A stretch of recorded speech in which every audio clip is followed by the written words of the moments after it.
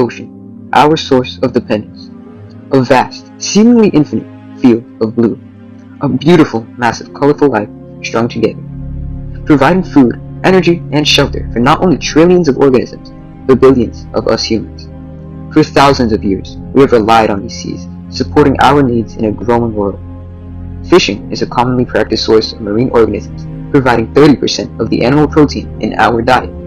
But with the human population surpassing 8 billion, in support of our own diets, how do we affect our oceanic world today? One of our most major effects as humans is overfishing, the removal of fish from the ocean at a rate too high for fish stocks to naturally replenish. It is one of the most significant threats facing marine ecosystems.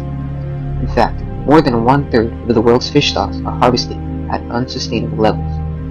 Popular species like bluefin tuna and cod have been pushed to the edge of collapse. The causes of overfishing are complex, accompanied by manipulative strategies. Industrial fishing fleets in the United States are often equipped with fishing trawls, sonar technology, and kilometer-long nets, allowing them to extract massive quantities of fish effectively in just a single trip. Many fisheries are poorly managed or unregulated, allowing vessels to exceed safe catch limits. Some fleets may even sneak in additional catches despite regulations. Yet, it gets worse. Overfishing, unfortunately, also encourages bycatch, non-target species being caught unintentionally, where they are discarded at sea, further damaging both marine populations and ecosystems. And if it becomes too common, the marine organisms facing bycatch may even form their own small market. Consumer demand also plays a key role. As the global population rises and diets shift towards seafood, the pressure on fish stocks increases severely. Many consumers, including restaurants and supermarkets, often source fish based on price and quantity, without regard to how or where it was caught. This creates a dangerous system that rewards volume and profit over sustainability and healthy ecosystems.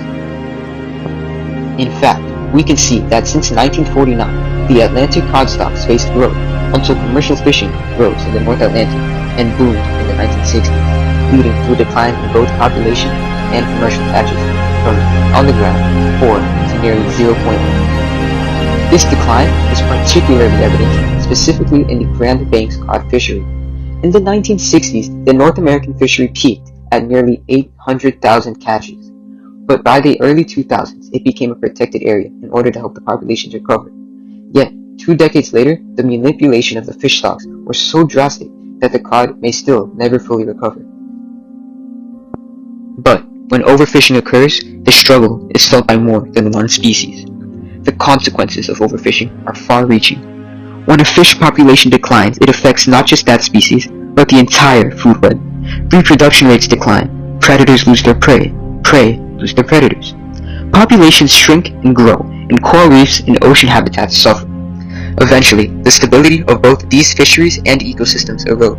But this affects us too, as for many small-scale fishers, for example, declining stocks mean longer hours at sea and smaller hauls, creating additional challenges. Our population as a whole will struggle in the future as well, as many of us rely on fish for meals, medication, and recreational use.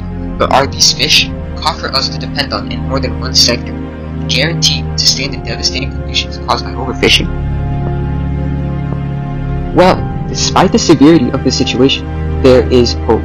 Not just in the North Atlantic, but across the world, efforts are being made to develop and promote sustainable fisheries, fishing practices that meet our current needs without compromising the ability of future generations to meet theirs.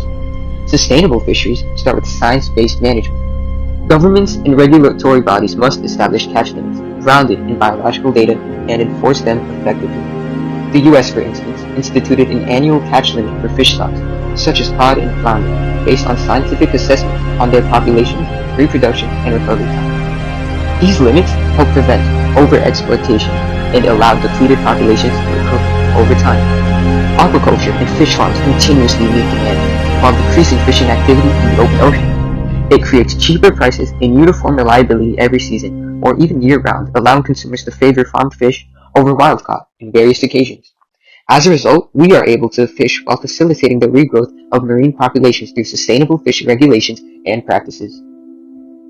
The United States combats overfishing in the Northeast through acts like the Magnuson and Stevens Fishery Conservation and Management Act, which is considered the main set of laws in managing fisheries. Marine protected areas, also known as MPAs, also play a crucial role. These zones allow ecosystems to rebuild by limiting or completely restricting catches. Cape Cod's essential fish habitats, also known as EFHs, support the growth of juvenile Atlantic cod by restricting fishing gear, such as trawlers, allowing both the species and environment to recover successfully.